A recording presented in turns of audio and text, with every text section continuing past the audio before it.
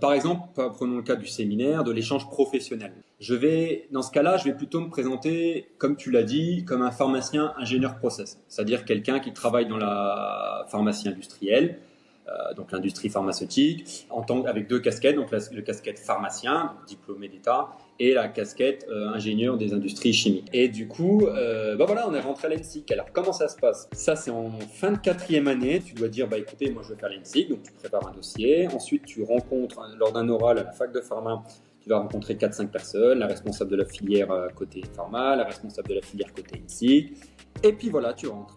Ok, 5e année, il faut rattraper. Pourquoi? Parce que finalement, tu vas rentrer après, pour 2 ans, 3 ans d'école d'ingénieur, ça dépend, avec des gens qui ont fait une prépa maths sup, maths spé. Donc c'est pas n'importe quoi. Les gens, pendant 2 ans, ils ont bossé comme des malades, et toi, t'as plus de pharma, t'as plus fait de maths depuis la P1, il faut y aller. Donc tu vas faire le rattrapage en maths, en mécanique des fluides et en thermodynamique. En réalité, c'est pas si dur que ça. C'est juste que ça va te questionner sur ta volonté de vouloir faire ces études d'ENSIC. Donc ta thermo, ça va pas être facile, mais il va y avoir des cours qui vont être en ligne. Déjà, on est en 2009, donc les cours sont déjà en ligne, c'est pas mal parce que c'est assez neuf comme principe. Ça va être, après ils seront venus physiquement, mais tu commences peut-être à 20 personnes qui font l'oral, une dizaine qui sont pris, et on finit qu'à 7 qui vont réellement intégrer l'ENSIC début 2010.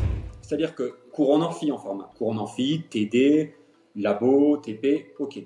Il y a des TP aussi, il y a des TD aussi à l'ENSIC, c'est le même principe, mais beaucoup plus aspect projet.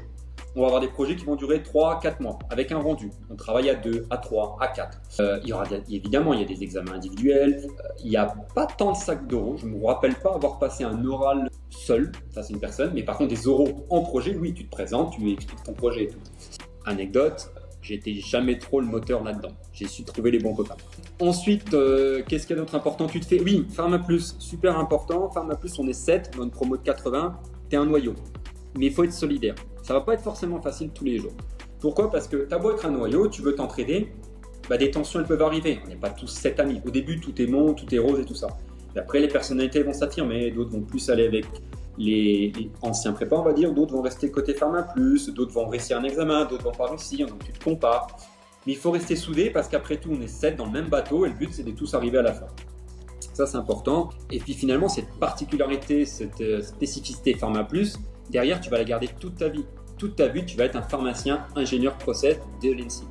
Donc ça, c'est important.